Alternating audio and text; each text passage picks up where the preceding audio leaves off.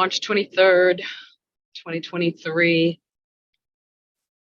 Been back in the nursing field for a few weeks now, so I'm not watching the markets all day or even a small part of the day. It's refreshing, not watching the markets.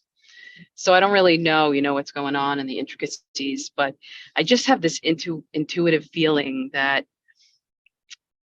they let these five banks go down and that they're, they had all their meetings, they floated out Yellen, they floated out senators, they floated out, a lot of news about it, and then they calmed everything down. But I just have this feeling, I could be wrong, that they're gonna rattle the world with a very big bank going down, a very big bank that holds a lot of derivatives. I don't know which bank.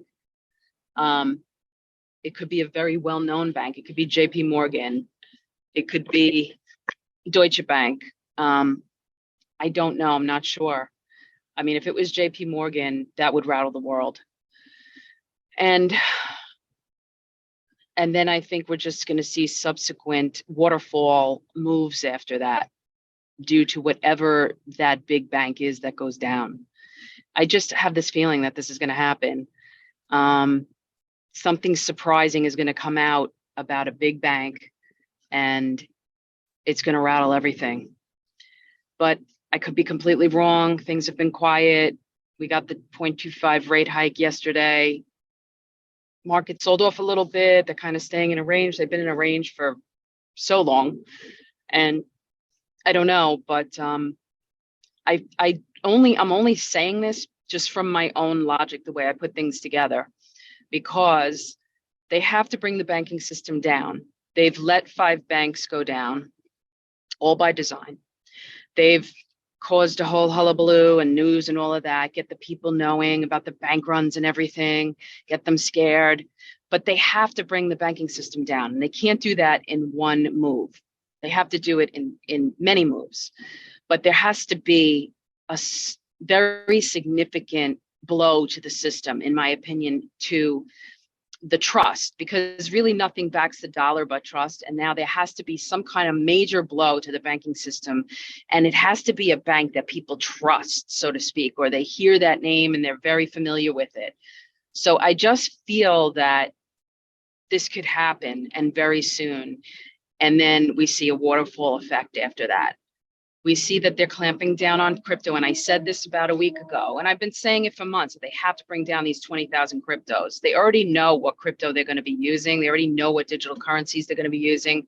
They already have their central bank digital currencies prepared, and they're actually working on a ledger behind the scenes. They're already working.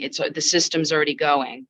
When they switch us over, it's going to be the flip of a switch. It's already done. It's the system we're on right now is actually, there's two systems going parallel, but the one we're on really, so to speak, is not the real system. They already have the next system in place and initiated. So what would happen, and not that we have to try to figure these things out, but we want to be prepared. We would see a major bank go down. We would see some type of really big blow to the system, and we could somehow see a waterfall effect, and then perhaps a grid down where they either say it's a cyber attack, or these different events could happen in different order. Or there's a cyber attack and JP Morgan goes down because of the cyber attack, because somebody stole the money out of JP Morgan. I mean, who knows what they're going to do, but they're going to do something major, because they have to. In order to bring the banking system down, they have to take down a major bank. That's what my logic tells me. So I'm just, this is what I think is going to happen. It's just my opinion. I could be completely wrong.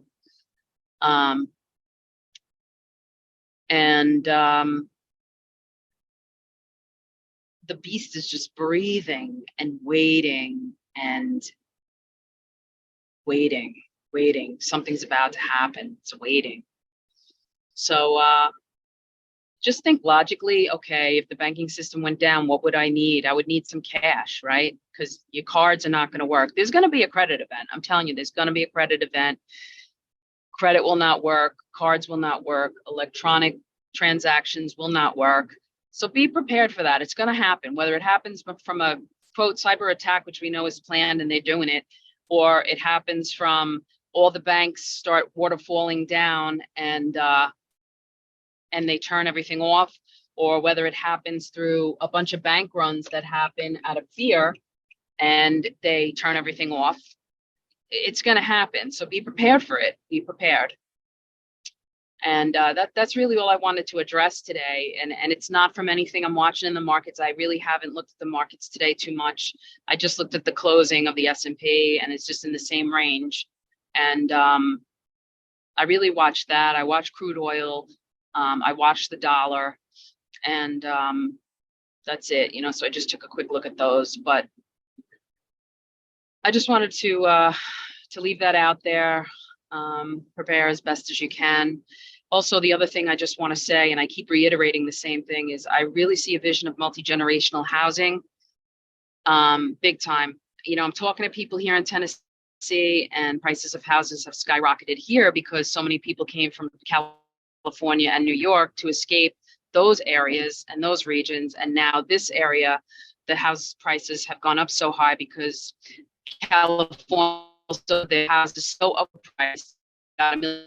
Came here, wanted to downsize, and they had all that cash, and they were able to jack up the prices here in Tennessee. And these people could buy a $600,000, $700,000, $800,000 house and even put money in the bank. So people here are discouraged in the sense that their children now that have just grown up and want to get out on their own can't afford a home.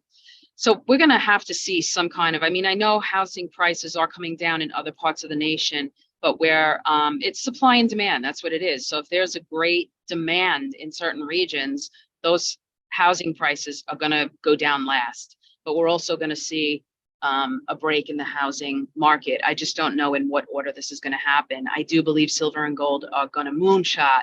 And if you've been stacking it, good for you. Good for you. God bless. Ultimately, we know that the Holy Spirit is the greatest asset in this earth, but I think it tells us enough times throughout the Bible about silver and gold. We could look at the positive and the negative side of it. Jesus was right. He was bartered basically for how many pieces of silver? 30. There's so much symbolism in all of that, but we know, like if we look at the Old Testament, the way the temple was built, and gold and silver was technically, they call it God's money, God's earthly money. So it's held its value, and it comes from the earth. It comes from, God made it. So there's some intrinsic godly value just due to its resourceful, creative, intrinsic value being made by God. And how amazing how it has not only held its value, but surpassed the value of fiat money. If you compare it from any time in the history to now, it still has not just held its value, but surpassed its value. So how amazing is that? So I do believe that they're going to moonshot, and CBDCs are, they're ready to go. So, but the multi-generational housing thing, I just wanted to say about that is, I think it's going to be a norm. I think,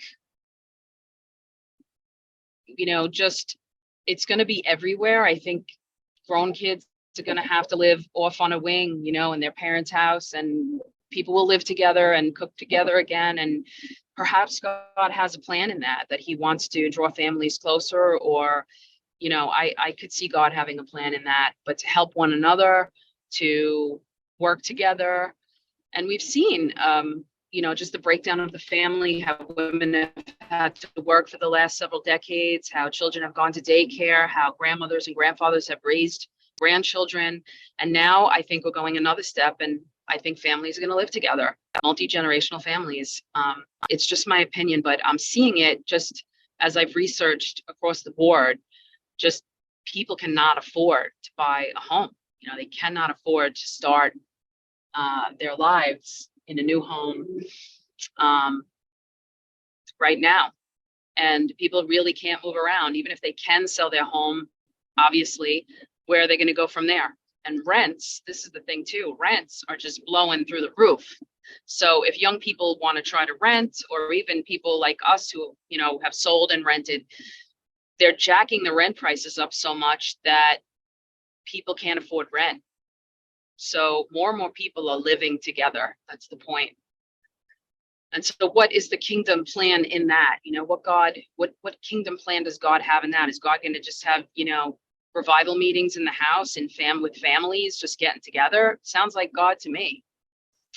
Just eating together, working together, and praying together, and praising together, praying together. Sounds like God to me.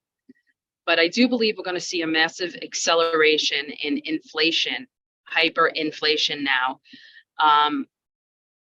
far greater than I think we really understand or want to believe. I think it's going to blow our minds. I saw somebody say today that their dog food went up 25% from yesterday to today. And this is the way hyperinflation happens. It's exponential. You'll look at the price of something one day and then the next day it's double. And I don't think I think America is in for a massive wake-up call on so many levels. And I hate to keep saying this, but I'm just saying it, putting it out there as I'm sounding the alarm. I'm sounding the trumpet. I'm standing as a watchman on the wall, and I'm just putting out, you know, what I'm seeing and declaring, you know, to prepare for this. It's happening. So I just wanted to reiterate that hyperinflation and stagflation is happening. So we need to be aware of that and prepared for that as well. So that's it for now. I'm going to continue driving home, and God bless you all.